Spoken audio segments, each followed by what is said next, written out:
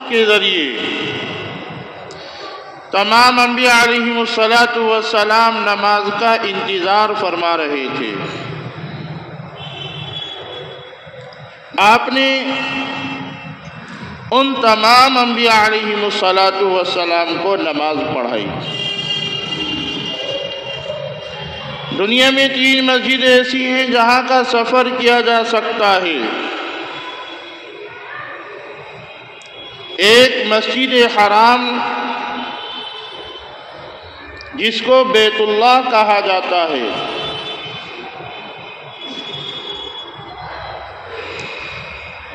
دوسرے نمبر پر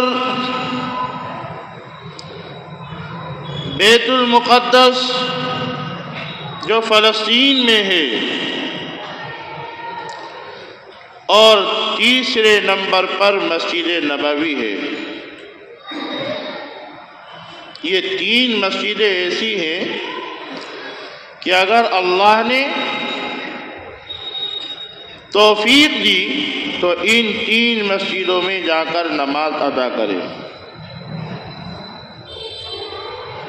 اور پھر ان مسجدوں میں نماز ادا کرنے کا ثواب بڑا اعلیٰ ہے۔ دنیا میں ہر طریقے کے لوگ گزرے ہیں، بہت سے لوگ ایسے بھی تھے کہ اللہ نے ایسا مالا مال کر رکھا تھا کہ ایک نماز بیت اللہ میں پڑھ رہے ہیں، ایک نماز مسجد نبوی میں پڑھ رہے ہیں، اور ایک نماز بیت المقدس میں پڑھ رہے ہیں، جبکہ سینکڑوں کلومیٹر دوری پر ہیں۔ حدیث پاک میں آتا ہے، سرکار دو عالم صلی اللہ علیہ وسلم نے ارشاد فرمایا، جو بیت اللہ میں نماز پڑھے گا تو اس کا ایک نماز کا ثواب 1,00,000 نمازوں کی برابر ملے گا۔ جو مسجد نبوی میں ایک نماز پڑھے گا تو اس کو ایک نماز کا ثواب 50,000 نمازوں کی ثواب کی برابر ملے گا، اور جو بیت المقدس پہنچ کر وہاں نماز ادا کرے گا تو اس کو بھی 50,000 نمازوں کی برابر ثواب ملے گا۔ ثواب اتنا اعلیٰ۔ پھر فرمایا کہ اگر کوئی اتنی طاقت نہیں رکھتا تو اس کو اپنے محلے کی مسجد سب سے اعلیٰ ہے، سب سے اعلیٰ اور افضل جو ہے وہ جس محلے میں رہتا ہے اس مسجد میں نماز ادا کرنا اس کے لیے ضروری ہے اور ثواب میں بڑی ہوئی ہے۔ یہ اللہ کا بنایا ہوا نظام ہے، یہ نظام اللہ کا بنایا ہوا ہے، ہم اپنی عقل سے فیصلہ نہیں کر سکتے۔ یہ اللہ کا نظام ہے، اللہ کے رسول کا نظام ہے۔ ہم ایسے ماحول میں رہتے ہیں جہاں پر ایمان کم کفر زیادہ غالب ہے۔ اللہ کے رسول صلی اللہ علیہ وسلم جب معراج پر تشریف لے گئے تو آپ کو سیر کرائی گئی، انبیاء علیہم السلام کی امامت کی، اور امامت کا معاملہ تو یہ تھا کہ انبیاء علیہم السلام تشریف فرما ہے، انتظار کر رہے ہیں اللہ کے رسول صلی اللہ علیہ وسلم کا۔ تو حدیث پاک سے کیا معلوم ہوا؟ حدیث پاک سے کیا معلوم ہوا؟ امام کے آنے سے پہلے تمام مقتدیوں کا مسجد میں ہونا ضروری ہے، اور مسجد میں ہونے کے ساتھ ساتھ امام کا انتظار کیا جائے۔ آج امام کی اقتداء نہیں، آج گھنٹے کی اقتداء ہے، گھڑی کی اقتداء ہے۔ جہاں 1-2 منٹ تاخیر ہوئی تو آدمی سمجھتا ہے وہ نماز کا وقت نکل گیا۔ تاخیر یہ تو بہت بات کی چیز ہے، گھڑی وغیرہ تو بہت بات کی چیز ہے، ایجاد ہے۔ اللہ کے رسول صلی اللہ علیہ وسلم نے بیت اللہ کے دروازے پر حضرت جبریل علیہ السلام تشریف لائے اور آپ کو اول وقت میں بھی نماز اور پھر آخر وقت میں نماز، مثال کے طور پر اگر ظہر کا وقت 12:15 بجے ہے اور آخری وقت 4 بجے ہے تو آپ نے پہلی نماز اول وقت میں اور آخری وقت میں نماز ادا کی اور فرمایا کہ اس درمیان نماز ادا کر سکتے ہیں، اس درمیان نماز ادا کر سکتے ہیں،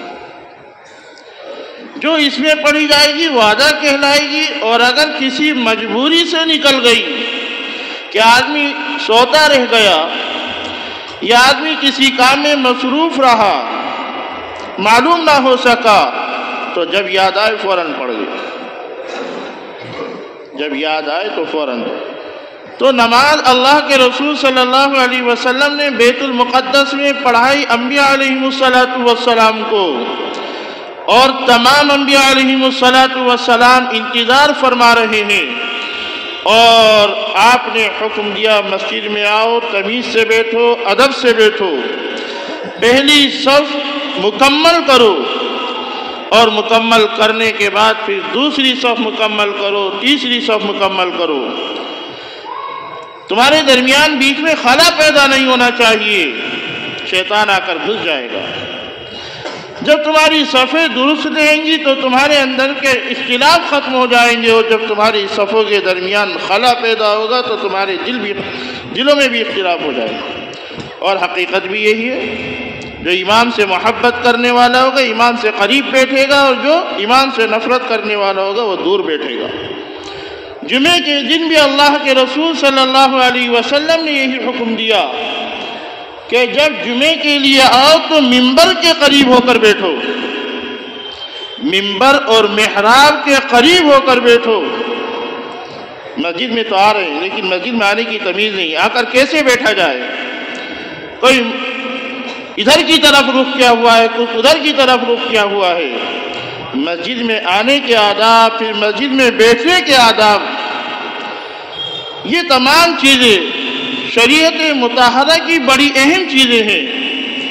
اللہ کے رسول صلی اللہ علیہ وسلم جب نماز پڑھا کرتے تھے، طواف کیا کرتے تھے، مشرکین عرب سائٹوں میں بیٹھ کر دیکھا کرتے تھے کہ کیسے نماز پڑھی جا رہی ہے، کیسے آ رہے ہیں، کیا ہو رہا ہے۔ تو اللہ کے رسول صلی اللہ علیہ وسلم نے حکم فرمایا مسجد میں آؤ، اور مسجد میں آنے کے بعد جب قبلے کی طرف رخ کر کے بیٹھو گے، یہ نہیں کہ مسجد میں آئے باتیں شروع کر دی۔ اللہ کے رسول صلی اللہ علیہ وسلم نے فرمایا یتحلقون فی مساجدہم، قیامت کے قریب دین کی بات کرنے والے ایسے ہوں گے کہ مسجدوں میں آئیں گے، لوگ سمجھیں گے کہ دین کی بات کر رہے ہیں، لیکن وہ اپنے کاروبار اور تجارت کی بات کریں گے۔ آپ نے ارشاد فرمایا کہ ایسے لوگوں کے قریب مت ہونا۔ یتحلقون فی مساجدہم، مسجد میں آئیں گے شور کریں گے، مسجد میں آئیں گے حلقہ لگا کر بیٹھیں گے، ان کے قریب مت جانا، ان سے دور ہو جانا۔ دو باتیں ہیں، آؤ مسجد میں ادب کے ساتھ پہلی صف میں بیٹھو، قبلہ رخ ہو کر بیٹھو، اور مسجد میں آنے کے بعد اپنی تسبیحات میں ذکر و اذکار میں لگ جاؤ، ذکر و اذکار میں لگ جاؤ۔ جس سے کچھ نہیں آتا وہ تو گھڑی کوئی دیکھے گا کہ کیا ہوا کیا نہیں ہوا۔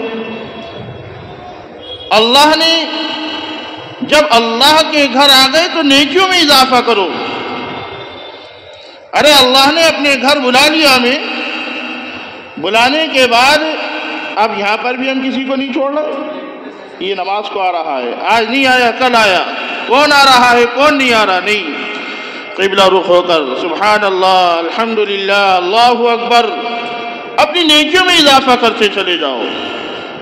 اپنی نیکیوں میں اضافہ کرتے چلے جاؤ۔ خیر، اللہ کے رسول صلی اللہ علیہ وسلم نے جو معراج کا سفر کیا تو آپ کو سب سے بڑا انعام جو ملا وہ نماز ملی۔ سب سے بڑا انعام جو ملا وہ نماز ملی۔ حضرت موسیٰ علیہ السلام نے کہا کہ اللہ نے آپ کو کیا انعام دیا؟ جب واپسی ہوئی کیا انعام دیا؟ کہ اللہ نے تو مجھے نمازیں دی ہیں۔ کہ کتنی نمازیں؟ کہ 50 نمازیں دی ہیں۔ اوہو، ہماری امت پر تو بڑی کم نمازیں تھیں، وہ امت تو وہی نہیں پڑھ پائی، جائیے اللہ سے کم کرائیے، نہیں تو آپ کی امت نہیں پڑھ پائے گی اور ایسا ہو جائے۔ آپ تشریف لے گئے، واپس آئے، 10 کم کر دی گئی، پھر تشریف لے گئے موسیٰ علیہ السلام کی، پھر 10 کم کر دی گئی، پھر لے گئے، پھر آخر میں جب 5 رہ گئیں تو حضرت موسیٰ علیہ السلام نے دوبارہ بھیجا، کہا کہ اب میں نہیں جاتا۔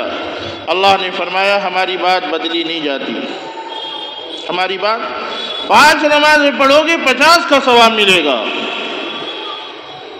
اور نماز کے اندر جتنا اخلاص ہوگا،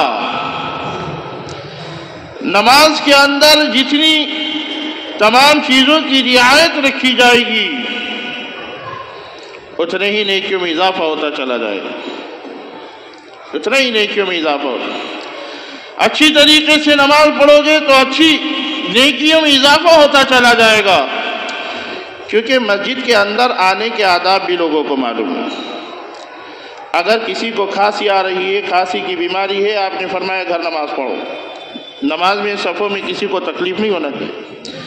کسی کو خارش ہے تو گھر نماز پڑھے، کہیں ایسا نہ ہو جب صف میں کھڑا ہو کسی دوسرے کو تکلیف پہنچے۔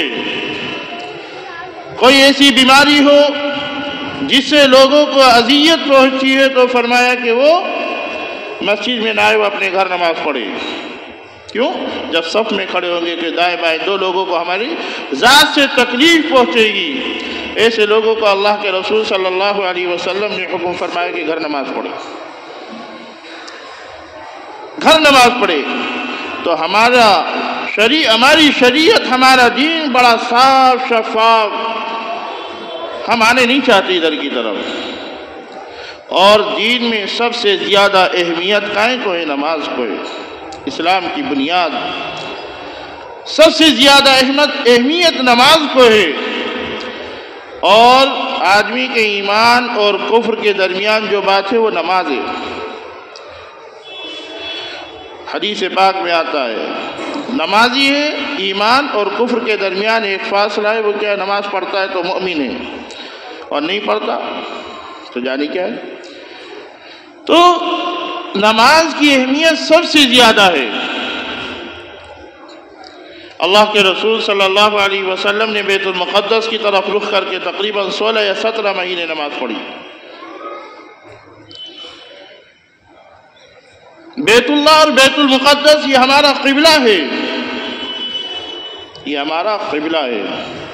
اور مسجد نبوی، یہ 3 مسجدیں ایسی ہیں کہ آپ نے ارشاد فرمایا جو یہاں نماز پڑھے گا اس کو ثواب بہت اعلیٰ ملے گا، نہیں تو محلے کی مسجد سب سے زیادہ افضل ہے نماز کے اعتبار سے۔ نماز پڑھتے ہیں، ہمارے دل میں نماز کی اہمیت ہے، جمعے کی اہمیت ہے، لیکن ایک فکر رہتی ہے کہ جلدی پڑھ لیں، نماز جلدی پڑھ لیں، اچھی بات ہے، لیکن جمعے کی اہمیت یہ ہے کہ جب وقت شروع ہو جائے تو مسجد میں اندر آ کر بیٹھ جائے۔ یہ نہیں کہ ہم نے نماز پڑھ لی، نماز کی فضیلت تو مل جائے گی لیکن جمعے کی اہمیت سے محروم ہو جائے گا۔ حدیث پاک میں آتا ہے کہ جمعے کے دن جب نماز کا وقت شروع ہو جاتا ہے، مؤذن اذان دے دیتا ہے تو فرشتے مسجد کے دروازے پر بیٹھتے ہیں اور کہتے ہیں جو آتا رہتا ہے اس کو لکھتے رہتے ہیں، اس کو انعامات تقسیم کرتے رہتے ہیں۔ انعامات، اگر دنیا میں یہ سب چیزیں دکھائی دینے لگیں تو دنیا میں تو کوئی بھی انکار کرنے والا باقی نہ رہے گا۔ اگر کہیں پر یہ کہہ دیا جائے کہ دنیا کی کرنسی بڑھ رہی ہے تو بڑے بچے چھوٹے سب بوڑھے سب لائن میں لگ جائیں گے۔ اللہ نے یہ چیزیں پوشیدہ رکھی ہیں اور ہمارا ان تمام چیزوں پر ایمان ہے۔ ہمارا ذالک الکتاب لا ریب فیہ ھدی للمتقین الذین یؤمنون بالغیب ویقیمون الصلاۃ۔ ہم سب بغیر دیکھے ان تمام چیزوں پر ایمان لائیں، ہمیں سب انعام ملتا رہتا ہے۔ تو آپ نے سفر کیا مسجد حرام سے بیت المقدس کی طرف، پھر بیت المقدس سے معراج تشریف لے گئے، اللہ نے ہمیں یہ نماز دی۔ بیت المقدس فلسطین کی سرزمین ایسی ہے کہ اکثر انبیاء علیہم السلام وہاں تشریف لائے۔ حضرت ابراہیم علیہ السلام، حضرت اسماعیل، حضرت اسحاق، تقریباً 4,500 انبیاء علیہم السلام تشریف لائے اور وہیں پر مدفون ہیں۔ اور اس بیت المقدس کا ظالموں کا اس کے علاقے میں بہت زیادہ ظلم و زیادتی بھی ہو رہی ہے، اور وہاں کا فلسطین کا سب سے بڑا شہر جس کو غزہ کہا جاتا ہے، وہاں کے مسلمان بڑے اعلیٰ قسم کے مسلمان تھے، مال کے اعتبار سے بھی، جان کے اعتبار سے بھی، لیکن وہ ظالم کی نگاہوں میں تنکا بنے ہوئے تھے۔ اس سرزمین کے نوجوانوں کو، عورتوں کو، بچوں کو شہید کیا گیا اور گھر سے بے گھر کیا گیا۔ اور ایمان والے کے دل میں تو ایمان کی ہمدردی ہوتی ہے، چاہے دنیا کے کسی بھی کونے میں رہنے والا۔ تو کچھ لوگ ہمارے آئے ہوئے ہیں اس مسجد میں، اور ہم اس نیت سے کہ وہ بڑی پاکیزہ زمین تھی، اس زمین سے وہ لوگ آئے ہیں، جتنی بھی ہمت اور طاقت ہو ان کی مدد کی جائے، جتنی بھی ہمت اور طاقت ہو۔ اللہ تعالیٰ نے ارشاد فرمایا ہر ترجگر والے کی مدد کی جائے، اہمیت کی جائے، انسان تو انسان، جانوروں کے بارے میں بھی اسلام نے ہمیں ترغیب دی۔ تو اس لیے اس مسجد میں کچھ لوگ آئے ہوئے ہیں، آپ تمام حضرات سے میری گزارش ہے کہ جتنا بھی ہو سکے آدمی یہ نہ سوچے کہ میں نہیں کر سکتا، ہم یہ سوچیں کہ وہ پاکیزہ زمین مقدس بیت المقدس کے قریب سے آئے، ہم ان کی زیادہ سے زیادہ مدد کریں، زیادہ سے زیادہ۔ اللہ تعالیٰ توفیق دے ہم سب کو، اور مظلوموں کی مدد کرنا بھی بہت بڑی عبادت ہے، بہت بڑی عبادت ہے۔